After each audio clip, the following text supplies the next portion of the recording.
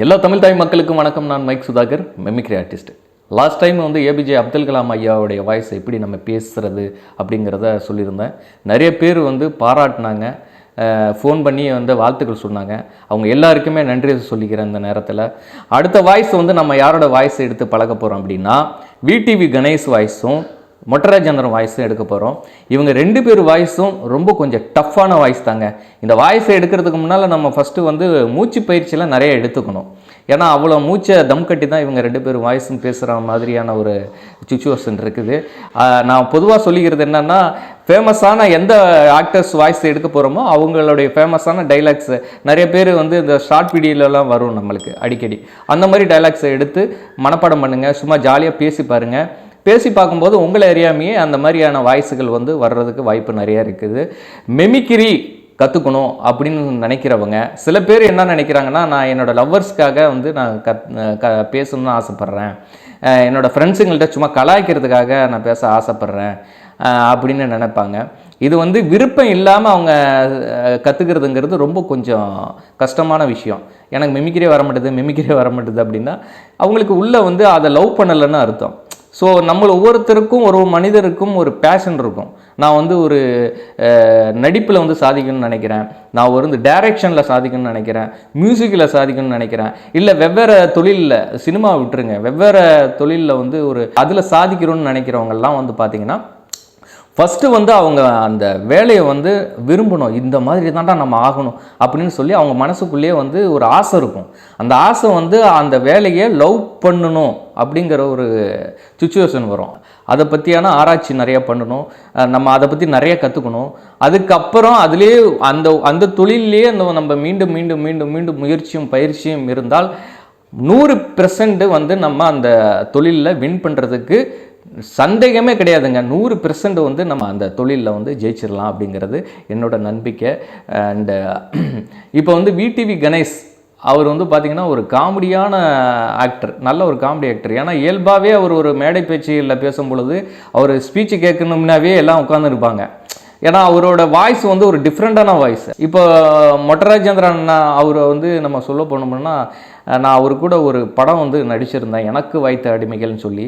அதில் ஒரே ஒரு சீன் வந்து அவர் கூட நடிக்கும் பொழுது அவர் ரொம்ப பாராட்டினார், ரொம்ப தட்டி கொடுத்தாரு. நம்ம ஒரு புது ஆர்டிஸ்ட்டு, அவர் ஒரு லெஜெண்டு, நிறைய படங்கள்லாம் பண்ணிகிட்டு இருக்கக்கூடிய ஒரு ஆர்டிஸ்ட்டு. அவரு கூட நம்ம டைலாக்ஸ்லாம் பேசி அவரு கூட நம்ம நடிக்கிறோமே அப்படிங்கும் பொழுது இதெல்லாம் பயப்படாதப்பா அப்படின்னு சொல்லி நம்மளுக்கு தட்டி கொடுத்தாப்புல.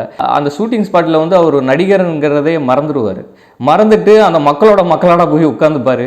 எங்கே மக்கள் உட்காந்துருக்காங்களோ அங்கே போய் டீ சாப்பிட்னு உட்காந்துருப்பாப்புல. மற்றவங்கள்ட்ட இயல்பாக பேசிகிட்டு இருப்பார். கேரவுனுக்குள்ளே உள்ளே போகவே மாட்டார்.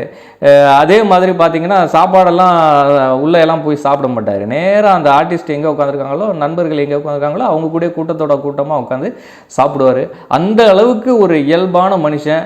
அதுவும் வந்து நம்ம ஒரு டெரரான வில்லனாக பார்த்துருப்போம் அவரை, அதுக்கப்புறம் ஒரு காமெடி வில்லனாக பார்த்தோம், அதுக்கப்புறம் ஒரு காமெடியனாக பார்த்துட்டு இருக்கிறோம். ஆனால் அவர் ஒரு குழந்தைங்கிறது அந்த நேரில் பார்த்து பழகினா தான் தெரியும். அவர் ஒரு குழந்தை, ரொம்ப அருமையான டைப்பு. ஸோ அவர் வாய்ஸும் தான் நம்ம எப்படி எடுக்கிறதுங்கிறது சொல்ல போகிறோம்.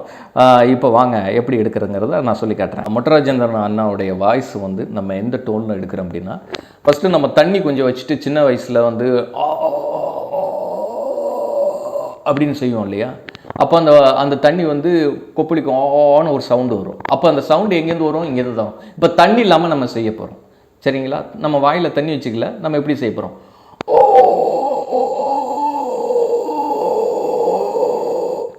இப்படி செய்யும் பொழுது நம்ம தொண்டை கரகரப்பு வரும், ரெண்டாவது இருமல் வரும்.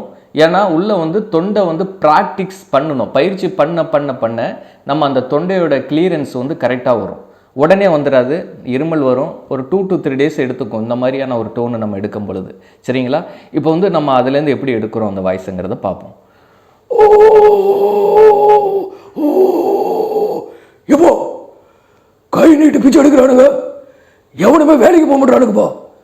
சிக்னலு இவனுக்கு தொல்லை தாங்க முடியலப்பா. ஒரு கோயிலுக்கு போக முடியல, ஒரு பீச்சுக்கு போக முடியல, ஒரு லாட்ஜுக்கு கூட போக முடியலப்பா. இவனுங்களாவது பரவாயில்லப்பா. இந்த லவ் பண்ணுறவனுங்கிற பேரில் வீட்டில் ஆள் இல்லைன்னா வீட்டை லாட்ஜ் ஆக்கிறானுங்கப்பா. எப்பா மறக்காம அந்த பெல்லு பட்டை சத்தம் இல்லாமல் அமுக்குங்கப்பா. ஓகேப்பா, வருப்பா.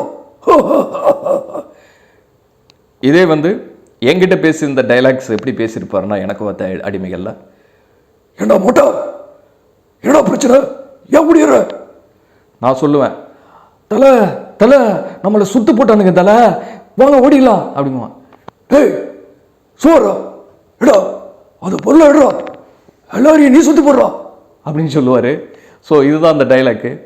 சரி, இவர் வாய்ஸை எப்படி எடுக்கிறதுன்னு நம்ம கண்டுபிடிச்சிட்டோம். அதுக்கப்புறம் விடிவி கணேஷ், அவர் வாய்ஸு இந்த மாதிரியான டோனில் தான் இருக்கும். ஆனால் அவர் டோனு எப்படி நம்ம எடுக்கிறோம் இதுலேருந்து அப்படிங்கிறத பார்ப்போம். சரிப்பா சரிப்பா, ஓகேப்பா ஓகேப்பா. இதே மாதிரி தான். ஓ ஏ ஓ ஏ ஓ டே டே ஓ ஓ ஓ டே தம்பி, ஓ என்னப்போ, டே தம்பி என்னட்டா கையில் இவ்வளோ பிச வச்சுன்னு இருக்கிற? வெங்கடாச்சலம், ஓ சாமி கும்பிடுறியா? யாரு அந்த பொண்ணு? காட்டுல இருந்து பிடிச்சிட்டு வந்த காண்டாமிருக மாதிரி இருக்கா. வேஸ்ட் பீஸுங்க இவனுங்க. அந்த ஹீரோனிய பார்த்ததுல இருந்து அந்த ஹீரோவை கர்றன்னு அடிச்சு போட்டு அந்த ஹீரோ இடத்துல நான் இருக்குன்னு ஆசைப்படுறேன்டா. டேய் தம்பி, இங்க என்ன சொல்லுது? கிஸ்ஸு கிஸ்ஸுன்னு சொல்லுதா? சரி வரட்டுமா, தலைவன் வந்துடுவான், அதுக்குள்ள போனண்டா. இவங்க வாய்ஸ் வந்து இப்படி தான் நம்ம எடுக்கணும். ஸோ இதே மாதிரி நீங்களும் பேசி பழக்குங்க, நிறைய மெமிக்கிரியை பற்றி கற்றுக்குங்க. இந்த வீடியோ பார்த்த எல்லா நண்பர்களுக்கும் மீண்டும் ஒரு முறை நன்றி சொல்லி விடைபெறுகிறேன். நன்றி, வணக்கம்.